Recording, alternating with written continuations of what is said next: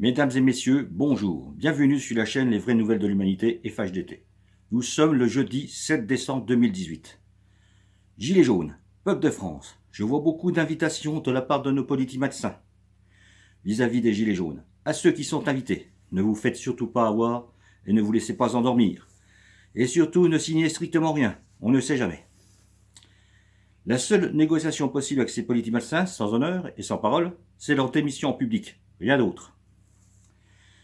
Peuple de France, en joue-nous non, faisons ensemble notre démocratie participative et applicative à dimension humaine, accessible à tous, qui aurait pour racine tous les villages et villes de France. Plus de pouvoir unique, mais des pouvoirs symboliques et collectifs, avec un code de l'honneur que toute personne désireuse de faire partie de la représentativité et d'avoir un mandat devra respecter sous peine de perdre ce mandat.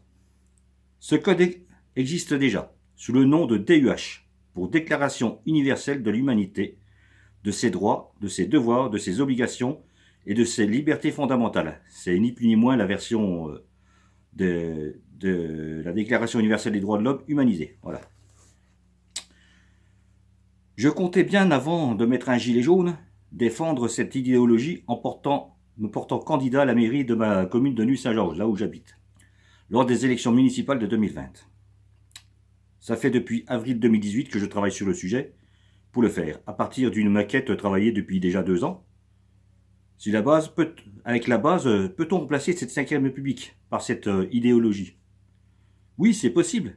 Nous l'avons nommé UHDN de France, pour Union humaine et démocratique du peuple national de France. Le détail, j'en parlerai un petit peu plus longtemps. Mais maintenant, admettons que c'est fait. Faisons un petit peu dans le futur. L'UHDN de France, le peuple de France et les en jaune ou non, ont viré la 5e République et ses affreux politiciens dans l'histoire. Que ferions-nous pour commencer? Dans l'urgence, parce qu'il ne faut pas lier à l'urgence, c'est de permettre aux personnes qui souffrent de respirer un peu. Et il y en a beaucoup de gens qui souffrent.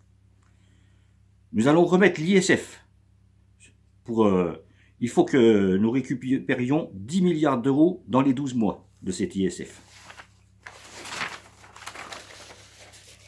Les charges des salaires sur les salariés ne doivent plus dépasser 20%. Voilà. Je pense que 20% de prélevé sur un salaire, c'est déjà pas mal. Je pense qu'il faut reculer à 20%. Donc déjà, ça ferait déjà gagner un peu d'argent pour les salariés. Puis aucun salaire en dessous du SMIC. Dans le taux horaire, qu'il soit dans le public ou le privé. Parce que je crois savoir que dans certains domaines du public, il y a des salariés qui sont encore payés en dessous du SMIC. Je ne parle pas des apprentis, tout ça. Hein. Je parle des salariés lambda, quoi. Le SMIC sera augmenté de 5%.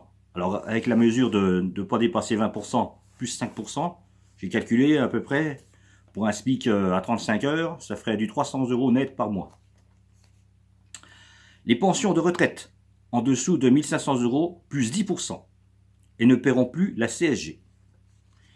Pour toute personne, sans exception, ayant jusqu'à 2 000 € de revenus, recevront une prime exceptionnelle de 500 €, nette et non imposable, au titre de toutes les privations subies ces dernières années, qui sera versée dans les 12 mois qui suivent. Bon, là c'est pareil, hein, je parle 500 €, si on peut faire plus, pourquoi pas faire plus, hein. Mais basons-nous déjà sur 500 €. Baisse des charges patronales, maintenant pour les employeurs. Baisse des charges patronales.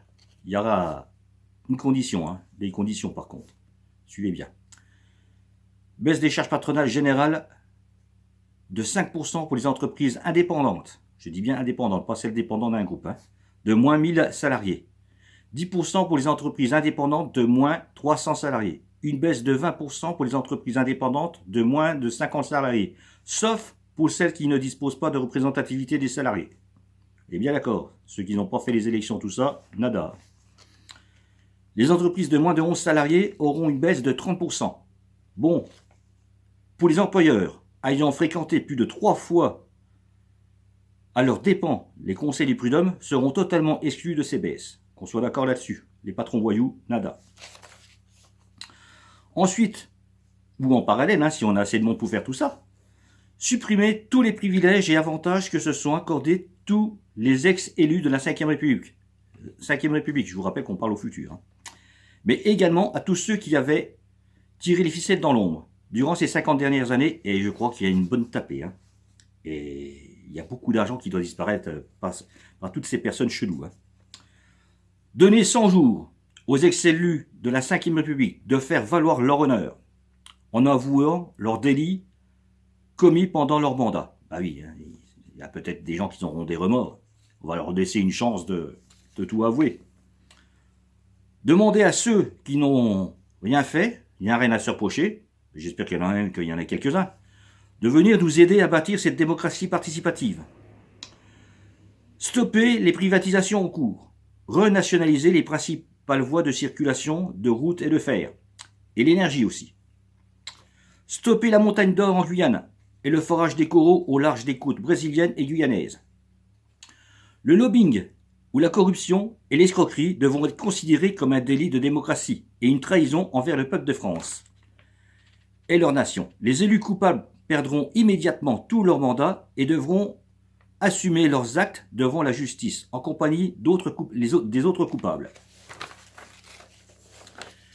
Et nous avons ensuite, après ça, quand on aura fait déjà ça sera déjà un beau travail, et ensuite nous avons beaucoup de travail dans les domaines suivants, parce qu'il ne faut pas rêver, on a un énorme travail qui va durer des années, voire peut-être des générations. Hein. Alors, quelques exemples. J'ai mis par ordre alphabétique, hein, pas de préférence, mais par ordre alphabétique. Agriculture et élevage. Argent et ressources. Défense et sécurité. Échange et commerce. Éducation et instruction. Fiscalité. Justice. Monde du travail, une politique enfin saine, relations extérieures, santé, transition écologique et énergétique. Et enfin, l'avenir, le futur, plus ou moins lointain. Voilà. Il faudra très vite organiser un référendum sur notre avenir avec cette Union européenne-là. Moi, je pense que nous n'avons aucun avenir avec cette Europe-là, pour la simple raison qu'elle n'a rien de démocratique. Je vous rappelle qu'on a violé notre vote en 2008, pour qu'on en fasse partie, parce que nous, le peuple de France, en avait 10 ans, je vous le rappelle, et que M. Sarkozy, grâce à l'union des députés et des sénateurs de cette époque-là, ont permis à M. Sarkozy de pouvoir violer notre vote. Et qui se moque totalement des peuples européens, en plus, hein, cette Europe-là. À la place, je propose de créer l'Union humaine et démocratique du peuple continental d'Europe. Seuls les peuples européens choisiront par référendum de venir ou de partir. C'est seulement les peuples européens qui feront ce choix-là. Avec tout ça, nous ne serons pas de trop pour faire tout ce travail. Voilà. Mesdames et messieurs, merci de m'avoir écouté cette vidéo. Ah oui, tout ce que j'ai cité là, si vous avez des exemples aussi, hein, n'hésitez pas à noter, puis d'ajouter à... J'ai mis mon adresse mail à la fin du texte, ajoutez-y, hein, sans problème. Hein. On peut se prendre en contact et puis tout ça, quoi. Voilà. Mesdames et messieurs, merci de m'avoir écouté et d'avoir écouté ces vidéos et lu le texte. Au revoir.